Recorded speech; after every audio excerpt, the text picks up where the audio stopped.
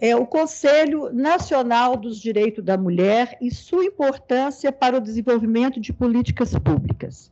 Eu quero dizer para todos vocês que eu estou como conselheira titular do CNDM, representando a Associação Brasileira das Mulheres de Carreira Jurídica. E na fala dos componentes de todas as mulheres que fizeram a composição dessa mesa, eu pude perceber a importância do MP, do Tribunal de Contas, junto a esse núcleo de enfrentamento à violência de gênero neste Estado. E o que nós sentimos falta lá no CNDM é dessa parceria com o Ministério Público Federal, dessa parceria com o Tribunal de Contas da União, ou seja, do engajamento de todos os órgãos em defesa, no combate à violência, em defesa de políticas públicas do direito da mulher. Porque sempre a gente esbarra no seguinte problema: um governo que entra não dá continuidade ao que saiu. E por questões políticas, a mulher vai deixando de ficar como prioridade. Eu estou há 6 anos lá, então eu já estive à frente com outros governos e posso afirmar a vocês, é uma luta de gigantes. E a mulher fica a formiguinha nessa história. Tá bom? Então, vamos lá. O Conselho Nacional dos Direitos da Mulher e sua importância para o desenvolvimento de políticas públicas. Aqui eu trouxe o artigo 1º, que é do Regimento Interno do CNDM, que relata que é um órgão colegiado de natureza consultiva e deliberativa, integra a estrutura básica da Secretaria de Políticas para as Mulheres, quando foi criada a lei. Porque hoje nós já estamos vinculados diretamente ao Ministério da Mulher, tá? Qual a nossa finalidade? Formular e propor diretrizes de ações governamentais voltadas para a promoção dos direitos das mulheres e atuar no controle social de políticas públicas de igualdade de gênero, criado pela lei. Vejam bem, ainda de 85, antes da nossa Constituição, pela Lei 7.353, e regulamentado somente pelo Decreto número 6.412, de 25 de março de 2008, e rege-se para a forma do artigo 1º, do parágrafo 1º, por esse regimento interno. Gente, essa finalidade é que nós temos que realmente focarmos. O CNDM foi criado para promover em âmbito nacional políticas para eliminar a discriminação da mulher, e que hoje nós podemos dizer de gênero, assegurando-lhe condições de liberdade e de igualdade de direitos, bem como a sua plena participação nas atividades políticas, econômicas e culturais do país. Toda essa finalidade, nós podemos refletir. Ela envolve o empoderamento de mulheres, a participação, e esse empoderamento só acontece com a participação das mulheres nas políticas, tanto classistas, nas políticas frente ao executivo, ao legislativo e ao judiciário. Nós precisamos estar mais à frente de todos os 3 poderes. Então, é muito gratificante chegar aqui e encontrar uma mesa diretiva como nós encontramos, de mulheres extremamente poderosas, né? E o Estado que luta, o Estado do Espírito Santo, diuturnamente por essas atividades de políticas públicas que realmente vão fomentar, né, essa igualdade de direitos. Então, os elementos que estão previstos nessa finalidade, eu já coloquei para vocês. Então, vamos à composição do CNDM.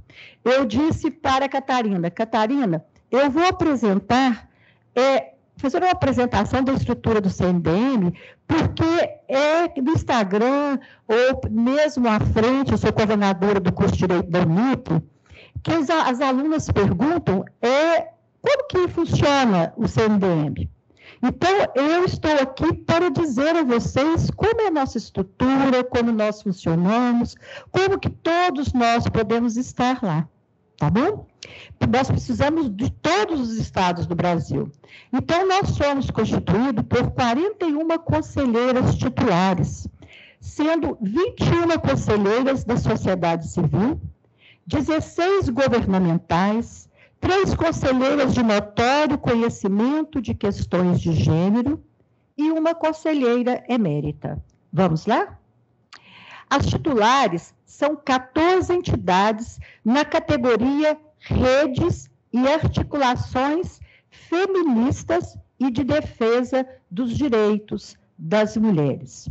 Nessa categoria é que a Associação Brasileira das Mulheres de Carreira Jurídica integra. 7 entidades na categoria de organizações de caráter sindical, associativo, profissional ou de classe. Então, é bom aqui apresentarmos ao IP essa possibilidade. As suplentes são 5 da mesma proporção, 5 na categoria das redes e 2 na categoria das organizações de caráter sindical. As nossas conselheiras de notório conhecimento são 3. Como que é feito essa escolha? A escolha aleatória, não. Da mesma forma como aqui, estas conselheiras titulares, as suas instituições se inscrevem, esse ano nós terminamos uma gestão. Então, será publicado um edital pelo CNDM e as instituições que obedecerem, que se encaixarem dentro do edital, elas poderão concorrer. E essa eleição, ela é amplamente divulgada. Quem é que vota? O atual conselho. O atual conselho. Se houver um empate, esse desempate fica à disposição da nossa presidente do conselho, ok? Então, de igual forma, essas conselheiras de notório conhecimento são também inscritas, obedecendo o edital, e são eleitas entre as 41 conselheiras, tanto as conselheiras da sociedade civil, quanto as da sociedade, as conselheiras governamentais. Então, atualmente, nós temos a doutora Alice Bianchini, que dispensa maiores comentários, que, na minha opinião, hoje, ela é a maior feminista que temos, uma mulher que dedica sua vida integralmente ao estudo e à difusão dos direitos da mulher. Temos a Andremara, a advogada, a doutora Alice Bianchini. A Andremara dos Santos, doutora Andremara, é juíza de direito da Bahia, uma baiana arretada, vamos assim dizer, também comprometida, e vejam bem a diversidade que temos lá. A Andremara é negra, uma mulher negra, que levanta a bandeira da sua raça, da sua classe, né, das juízas de direito, e está lá conosco também nessa luta diária. E a Luanda Pires. A Luanda é uma advogada combativa, defensora das causas LGBT e mais, e é uma mulher incomparável no seu conhecimento também das causas de gênero. Tá? E aí nós chegamos, quem foi eleita a conselheira emérita, e esse título de emérito só termina com o falecimento da conselheira, tá? Então, a anterior tinha falecido, então, o conselho formado em 2016, do qual eu participei, nós elegemos a Maria da Penha Maia Fernandes, que é uma sumidade que é conhecida notoriamente por todo o país, e dispensa repetirmos a sua história de luta, sua história dolorosa de combate em busca da justiça para ela e da justiça para outras mulheres, né? Que é o mais importante, nós sairmos de nós mesmos e darmos oportunidade de crescimento para outras mulheres.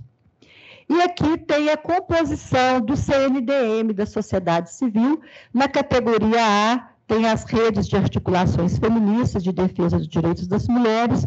Eu vou até olhar para cá, que aqui está mais fácil para fazer a leitura.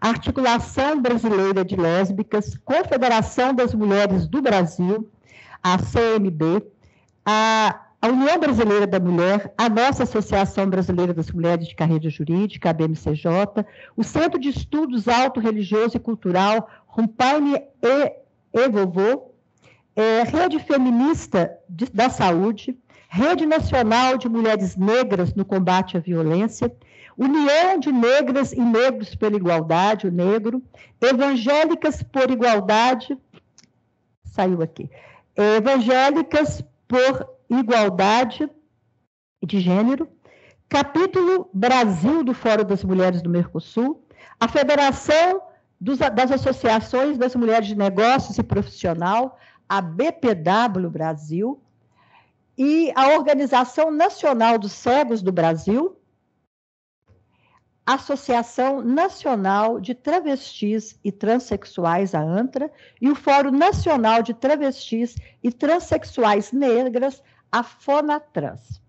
Então, para vocês terem uma noção, a diversidade que é o Conselho Nacional do Direito da Mulher.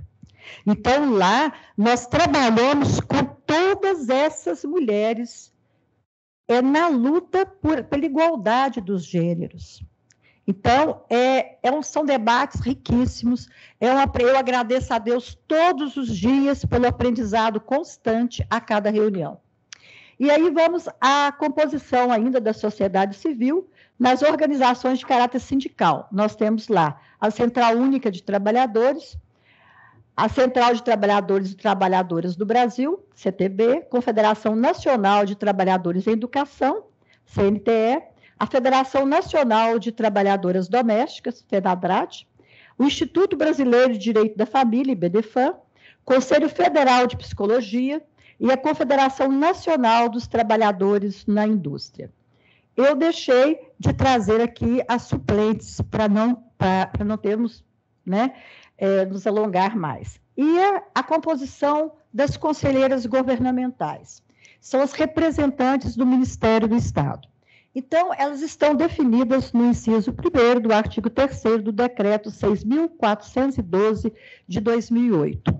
Eu não mencionei esse ministério por quê? Porque a cada governo essas conselheiras mudam. Mesmo a nossa gestão estando ainda em andamento, nós sofremos, de dezembro para cá, com a transição do governo, novas ocupantes governamentais. Porque os ministérios mudaram, mas sempre naquela proporção que eu disse antes. A sociedade civil ela é mais numerosa no CNDM, tá bom? E o Conselho Nacional, ela é dirigida por uma presidenta, que sei que agora é a ministra da Mulher. E também, como que funciona isso? A presidenta, a ministra, ela preside o nosso conselho, tá? E qual que é a estrutura? A estrutura, o pleno. O que é o órgão maior do CNDM? O pleno. São as reuniões. O pleno, quando nós falamos o pleno, é a reunião da sociedade civil com a governamental. Tá? Esse nós chamamos de pleno. E esse pleno, nós somos assistidos por uma secretária, por uma coordenadora geral, pertencente aos quadros da Secretaria da Mulher, assistente administrativa nomeada em seleção também. Aí, passamos à frente, nós quero apresentar, para aquelas que não sabem, a direção do CNDM. A ministra Cida Gonçalves, que fica sendo a presidente, e, na sua ausência, a secretária nacional de articulação institucional, ações temáticas e participação política, que é a secretária Carmen Helena Ferreira Foro. Então, são essas duas valorosas mulheres que vocês podem procurar o currículo justamente no site do Ministério da Mulher. São mulheres com mestrado, com doutorados em suas áreas, são mulheres militantes, acima de tudo, em defesa dos direitos das minorias.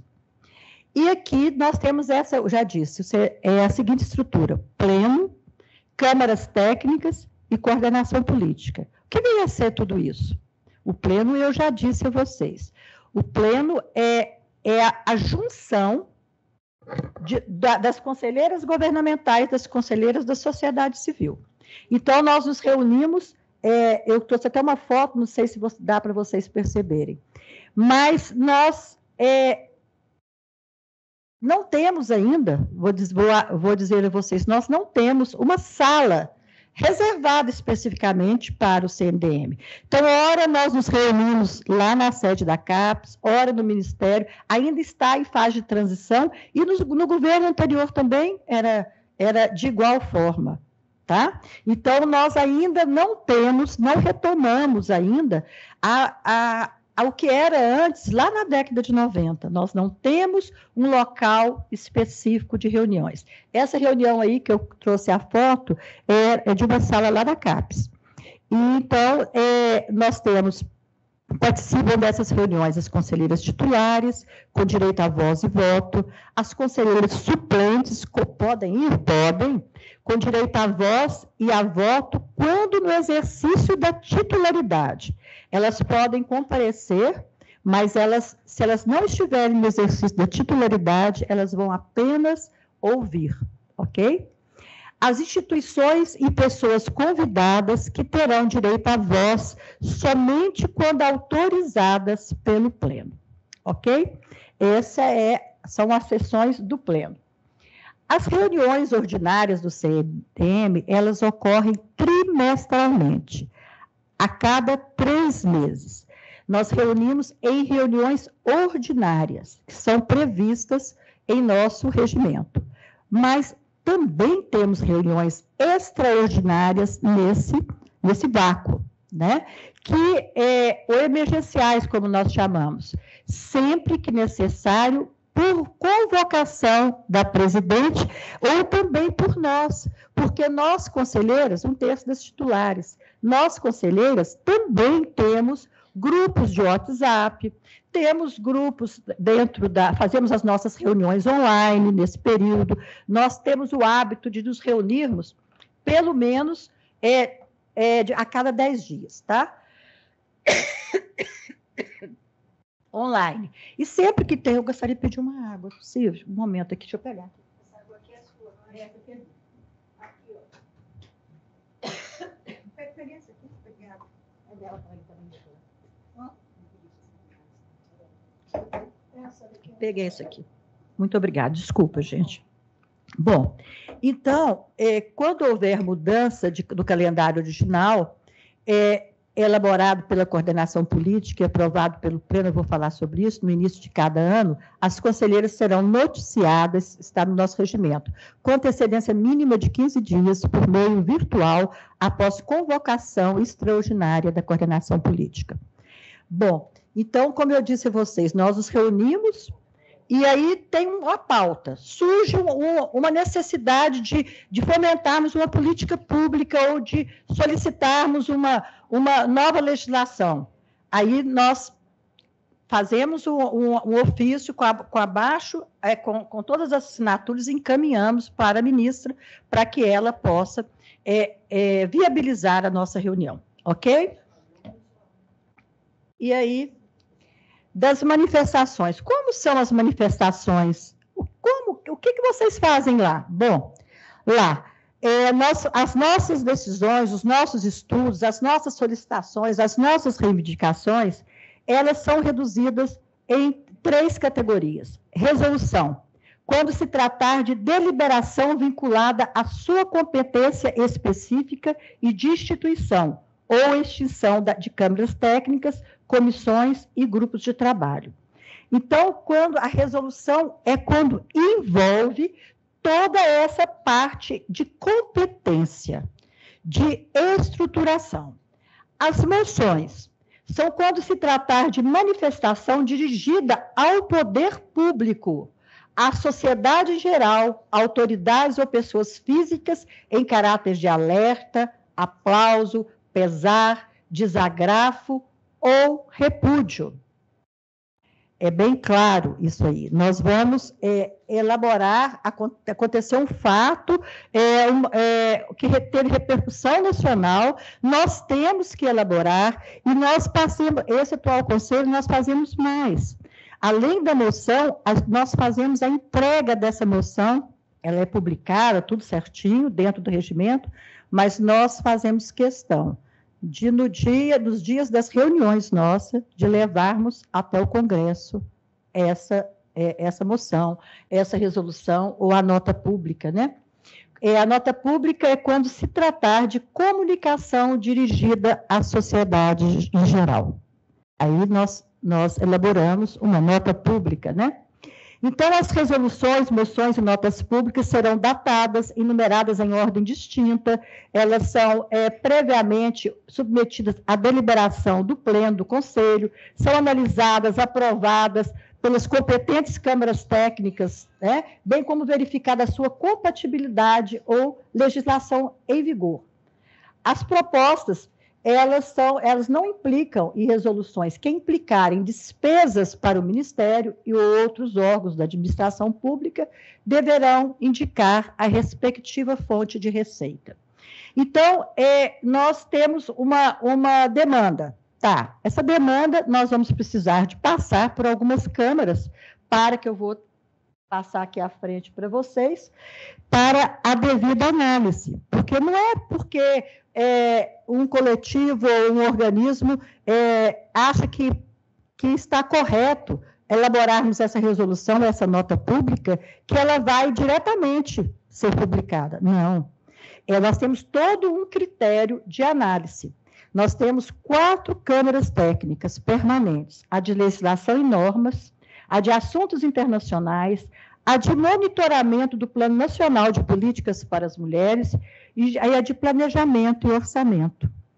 Né? Então, a de legislação e normas, a ela compete, hoje ela é presidida pela doutora Adélia, do Sergipe, do estado de Sergipe, do BDFAM, exatamente, a Adélia Pessoa, assuntos internacionais é presidida por mim,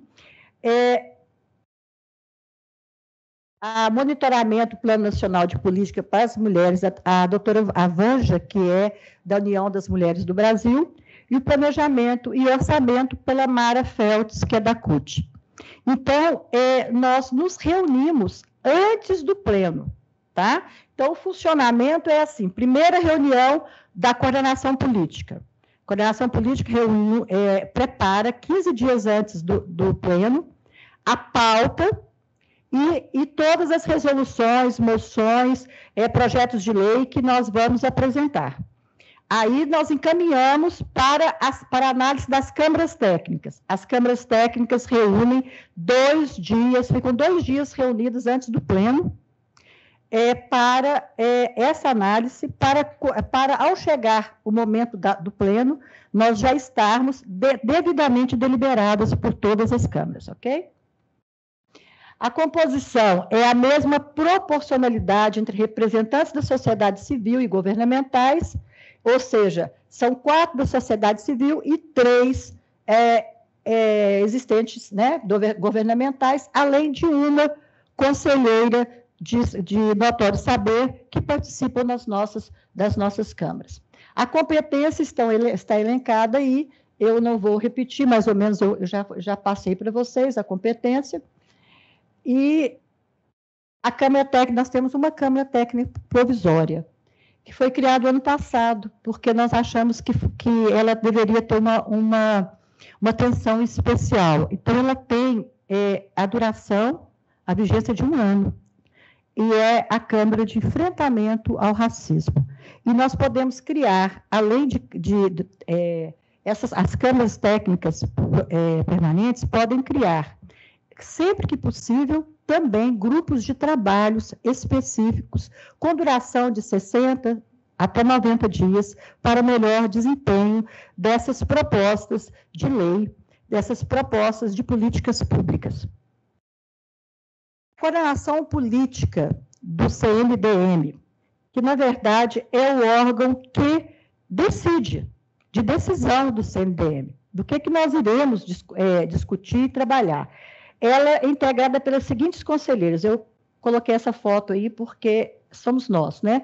A presidente do CNDM, eu sou a substituta legal, aí no meio está a ministra, uma das conselheiras de notório saber, aí nessa reunião aí estava a professora Alice Bianchini, as presidentes das câmaras técnicas permanentes, que está eu do lado direito aqui, logo ao meu lado tem a Mara Feltz, que é da CUT, a Vanja, que é da UBM, e a doutora Adélia Pessoa, que é da Legislação e Normas. Bom, atribuições da coordenação política: planejamento estratégico anual, alinhamento político, pauta das reuniões ordinárias, organização da 5ª Conferência Nacional de Política para as Mulheres, elaboração... Opa! Como que eu fiz aqui?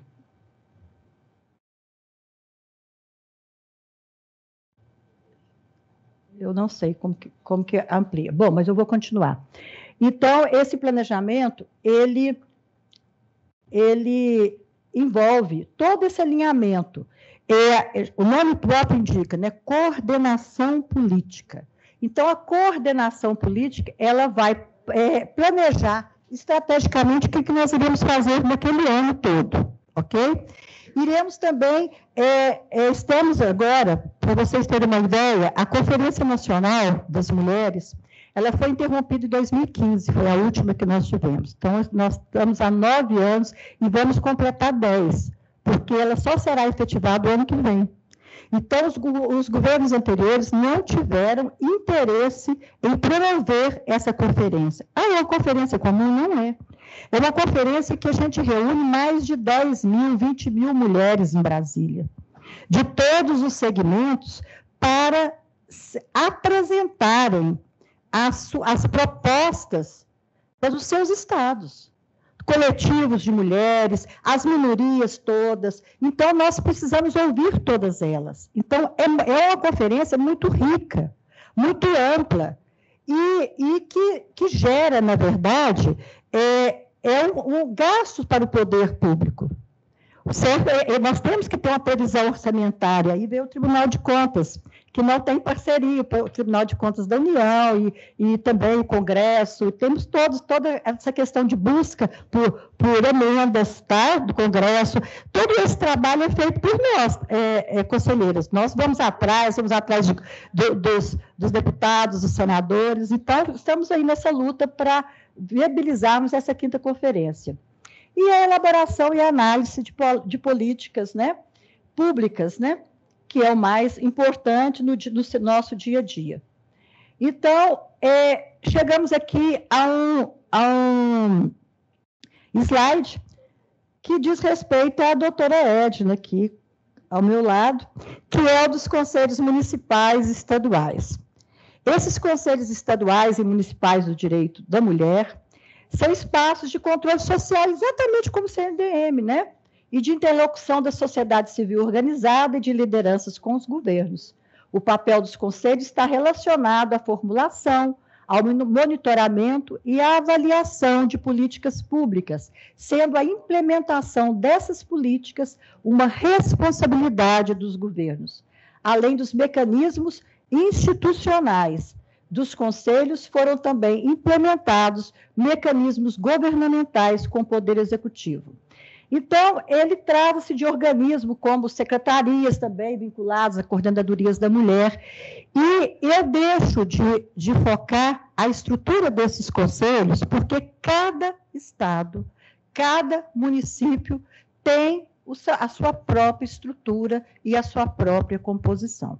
Então, para falar da composição do estado do Espírito Santo, eu tenho certeza que a doutora Edna fará com a maior maestria. Então, eu quero focar um pouquinho da história do CNDM, tá? A criação do Conselho, começou tudo com a criação do Conselho Estadual da Condição Feminina na cidade de São Paulo. Quando? Em 1983. Então, imaginem vocês, eu gosto, quando eu falo um pouco de história, eu gosto de pedir para as minhas alunas, para o público que assiste, para pensar na mulher daquela época.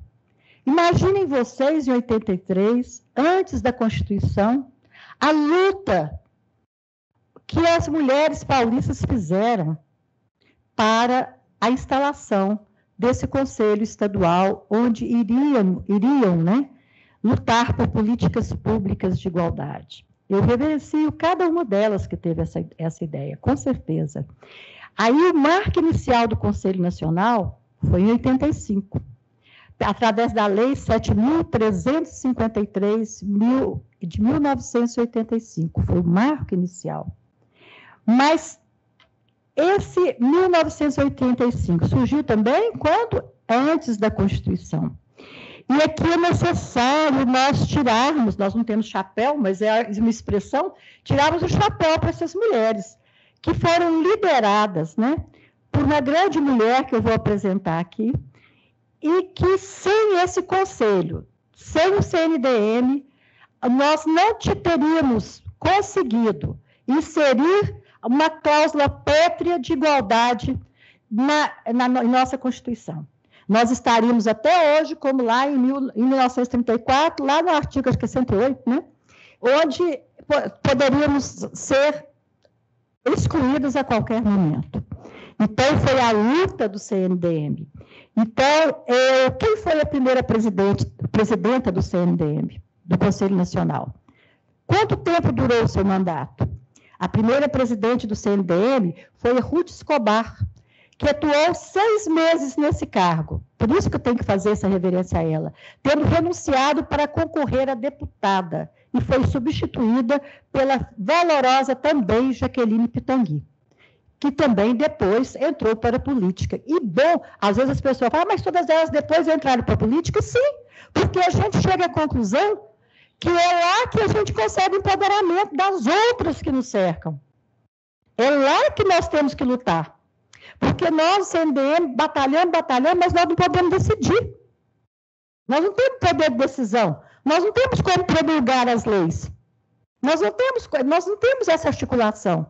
Então, é necessário aquelas que se sentem empoderadas que concorram a um cargo público, né? Aqui eu trouxe a vocês aqui uma imagem da Ruth Escobar, na instalação do CNDM, em 85, sob a presidência do Sarney, lá atrás tem o Marco Maciel. Então, vejam vocês, em plena abertura da ditadura, né? Foi um período que iniciou a ditadura. E as mulheres estão empoderadas por aí, né? Aí, e o que elas fizeram lá? Em 1987. Elas criaram uma campanha que avançou nas ruas, a chamada Constituinte para Valer tem que ter palavra de mulher. Então, nós estávamos preparando a nossa Constituição, e esse movimento foi grande. Olha aí, naquela época nós não tínhamos esses recursos, né, que temos hoje de informática, então nós tínhamos faixa de pano, olha lá em cima. Constituinte para valer tem que ter palavra de mulher. Então, estamos lá, todo o conselho reunido ali com parlamentares também, né? Então, após a realização de eventos para ouvir as mulheres de todo o país, as propostas regionais foram sistematizadas em um encontro nacional, que eu mostrei para vocês, aquela imagem, com a participação de 2.000 mulheres. Pensem vocês, em 1987, vocês reunirem em Brasília 2.000 mulheres com a mesma bandeira de igualdade, é um feito, eu digo que é fenomenal. Então, aí... Interrompeu, tem mais slide. Veja com ele aí. Vê se tem aí, por favor. Aí, chegou. Então, essas demandas foram apresentadas à nação e aos constituintes por meio da Carta das Mulheres Brasileiras aos constituintes. Quando nós fazemos, aqui o MP também deve fazer muitos eventos, normalmente, ao final do evento, as mulheres reunidas elaboram uma carta do Espírito Santo, carta de vitória. Então, esse evento originou essa Carta das Mulheres Brasileiras aos constituintes. Eu coloquei até a cópia do envelope, que encontra-se num livro que eu vou apresentar para vocês. Manuscrito. Olha, veja bem a simplicidade que era aquela época, né? Então, essa é a última página da carta, eu fiz questão de colocar, e essa carta, Mulher e a Constituinte, é um livro, e ali, ó, na época foi bastante difundido pela imprensa, eu separei aqui a faixa presidencial, dizendo o seguinte: luta das mulheres, que é isso? Boxe feminino? Aí a mulher respondendo, esse aí não serve. Se quem não sabe que luta de mulheres não é uma luta física, não serve para nos representar. Isso, gente, a visão de 87. Então, foi o chamado, entre nesse lobby, o lobby do batom, o famoso lobby do batom, constituinte para valer, tem que ter direitos da mulher. Então, foi uma carta, uma questão muito séria das mulheres daquela década. Aí, nesse livro, nesse podcast, eu separei, podcast, né? Podcast? Podcast, que fala. Eu separei aí, vocês podem acessar o jogo de cartas, ele conta a história dessas mulheres que mudaram a história para garantir os seus direitos e de todas nós. Então, ele foi um documentário que lembra a luta e as conquistas das mulheres nos anos 80. E aí está também esse vídeo, tá? Esse documentário chamado Lobby do Batom. Vocês podem acessá-lo pelo YouTube, tá? Entre as mulheres que participaram desse documentário está a Benedita da Silva, a Coiba Barques Porto, a Jaqueline Pitangui, que eu falei com vocês agora mesmo, a Leila Linhares, entre outras valorosas constituintes também. E a Carta das Mulheres Brasileiras aos Constituintes, 30 anos depois, nós temos esse livro também, que está inserido aqui. Foi um livro que foi coordenado pela Bibiana Terra, intitulado A Carta das Mulheres Brasileiras aos Constituintes, o movimento feminista e a participação das mulheres no processo constituinte de 87 a 88. É um livro que todos vocês precisam de ler. É maravilhosa as histórias dessas mulheres. O livro analisa a atuação do CNDM, as suas articulações para a elaboração daquela carta que eu disse para vocês, e as principais reivindicações, que, na verdade, foram 80%, acredito eu, que foram adotadas pelos nossos parlamentares. 90% é mais. Estudos apontam que cerca de 90% das reivindicações foram acatadas em nossa Constituição. E aí chegamos ao ano de 2020 e 2008. Mas antes disso, eu quero dizer a vocês que aquela vanguarda do CNDM, quando entrou o primeiro governo fora da ditadura, houve uma reprimenda. Aí desarticularam o CNDM, que era vinculado à presidência da República, colocaram em alguma pasta obscura. E com o advento, no final da década de 90, a esperança nossa era que o governo que nos permitiu regulamentar o CNDM, que editou o decreto, né, que realmente criou definitivamente o CNDM, não nos deu uma visibilidade maior. Então, hoje, esse é a logomarca do nosso CNDM, que está aí o decreto 6.412/2008, e graças, pelo menos esse legado temos, viu, Catarina? Porque no governo anterior, do que nós vivenciamos hoje, nós tivemos a desestruturação de vários conselhos de ministérios, né? conselhos de idosos, em todas as áreas. E o da mulher eles não conseguiram desfazer, porque estava regulamentado por um decreto. Então, foi a nossa sorte. E a história continua. E nesse momento histórico, nós estamos fazendo história. Em 2023, foi recriada o Ministério das Mulheres, que, na verdade, começou a funcionar em 3 de janeiro de 2023. Então, 2023 o ano passado, marca a retomada das políticas públicas para as mulheres no Brasil. Foi retomado o programa da Mulher Sem Violência, foi feita a valorização do CNDM, hoje nós temos já todas as pautas, passam pelo CNDM. O governo anterior, nós sabíamos, quando já estava sendo publicado, né, a revelia. Retomada do programa de construção das 40 casas de mulher brasileira até 2026, foi lançado em março do ano passado. A reaproximação das instâncias estaduais e municipais de políticas para as mulheres. Tivemos um Fórum Nacional em abril, instalação do Fórum Nacional de Organismos para as Mulheres.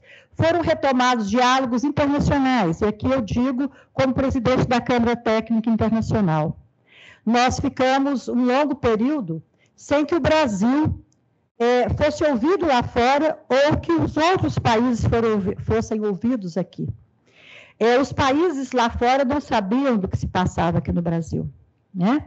Então, isso foi cumprida o ano passado, uma agenda internacional em junção, em união do Ministério da Mulher com o CNDM. Então, no ano passado, nós participamos do evento no CSW. Eu tenho muita honra, muita alegria de ter participado em nome do Brasil do CSW 67, o ano passado, né? Foi uma fala feita a todas, eu digo, em muitas mãos, porque o que eu levei para ser pronunciado lá foi elaborado pelo Pleno e pela coordenação política, foi elaborado pela coordenação política e aprovado pelo Pleno, e ocorreu em 2023, o ano passado, e o tema foi inovação e mudança tecnológica, educação na era digital para alcançar a igualdade de gênero e o empoderamento de todas as mulheres e raparigas, que o termo aí, a tradução ficou bem português de Portugal, né? Então, tivemos a participação do CNDM na coordenação, na elaboração do Plano Plurianual, PPA, e aí o nosso representante do Tribunal de Contas sabe muito bem a importância de nós termos participado na elaboração desse plano, porque aí nós conseguimos inserir nesse projeto financeiro de orçamento a pauta de gênero. Então, aí está um grupo também, fizemos um grupo de trabalho interministerial de enfrentamento à violência política contra as mulheres em junho.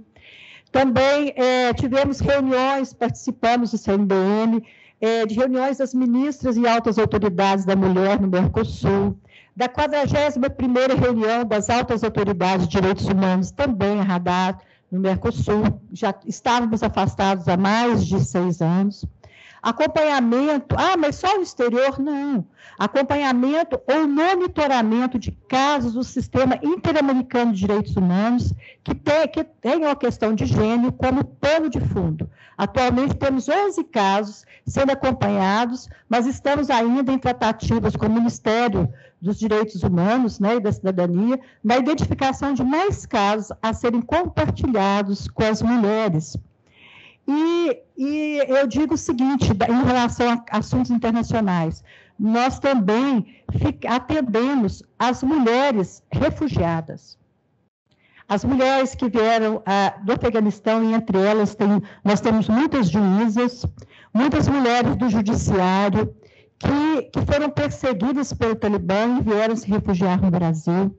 Então, nós, da Câmara Técnica Internacional, somamos a organismos, a movimentos coletivos, para conseguirmos, desde cursos de português para essas mulheres, como também alojamento, como também a inserção delas no mercado de trabalho. tá? E aí também tivemos a Lei da Igualdade Salarial entre homens e mulheres, se tornou realidade em julho, com a sanção da Lei 14.611. Eu coloquei essa imagem aí, eu com o cartaz lá, foi um dia bem importante para todos nós do CNDM, porque nós fomos em campo no dia da votação e falamos com todos os parlamentares, alguns bateram a porta para quando chegamos e outros fomos bem recebidos, mas lotamos os plenários e fizemos um barulho enorme, acho que através desse barulho fomos para a imprensa, demos entrevistas, eles aprovaram a lei. Então, foi sob pressão que essa lei foi aprovada, pressão mesmo.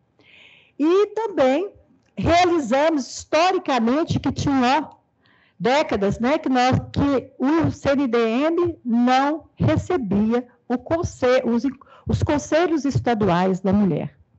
Então, nós viabilizamos esse primeiro encontro nacional, que ocorreu em setembro, que resultou da resolução número 15, que foi publicada em dezembro de 2023 e autorizou a 5ª Conferência Nacional de Políticas para as Mulheres. Então, porque a gente sempre esbarrava, não, nós temos que ouvir as mulheres nos estados. Temos, mas então vamos trazê-las. Já que não conseguimos ir em todos os estados, vamos trazer os conselhos até nós. Então, foi isso que fizemos o ano passado. Me parece que foi quando vocês tiveram aqui uma reunião, a Associação Brasileira das Mulheres de Carreira Jurídica, e eu não pude estar presente nessa reunião, porque eu estava nesse conselho. E aqui já fica a minha justificativa, tanto para a Catarina, quanto para a desembargadora, que eu não estive aqui presente por conta da importância desse encontro nacional dos conselhos, junto lá em Brasília. Bom, e tivemos mais coisas. 180. Nós rearticulamos, né, o 180, que tinha sido banido. Hoje nós temos um WhatsApp, eu deixei de colocar, esqueci, foi esquecimento mesmo. Temos um WhatsApp que é divulgado no site do Ministério, e todas as delegacias da mulher e todos os estados possuem esse WhatsApp para divulgar, porque as mulheres também podem colocar a sua denúncia pelo WhatsApp. A realização do painel Indicadores do Observatório do Brasil Igualdade de Gênero, o lançamento do mapa colaborativo das mulheres brasileiras. Esse mapa foi importantíssimo, foi feito pelas mulheres do CNDM, cada uma em sua região. Você se lembra, a Catarina deve lembrar, que eu passei um WhatsApp para ela, falei, Catarina, quais são as mulheres? Lembra que eu fiz aquela indagação? Aí nós entramos em contato com todas, e todas nos forneceram a resposta a um questionário que encaminhamos. E esse questionário serviu para a elaboração desse mapa colaborativo. É com esse mapa colaborativo que nós iremos realizar a 5ª Conferência Nacional, em 2025. Eu não estarei lá, mas a conferência será realizada. E chegamos a 2024. Realização do planejamento. O que nós fizemos até hoje? Nós realizamos o planejamento estratégico anual e fizemos 2 reuniões preparatórias para a 5ª Conferência, entre outras ações. Não vou delongar, porque essas ações serão apresentadas na próxima semana pela ministra, e a ela cabe essa... Então, todos nós sabemos, ainda não temos muita coisa a comemorar nesse dia, e que eu deixo o meu abraço a todos vocês, porque ainda temos violência, opressão, discriminação, desigualdade e injustiça.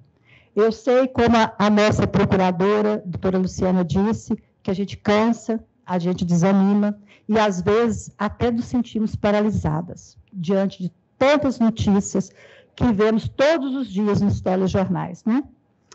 Mas, como diz a poetisa do meu estado, Cora Coralina, mas se estiver cansada, descansa e não desista.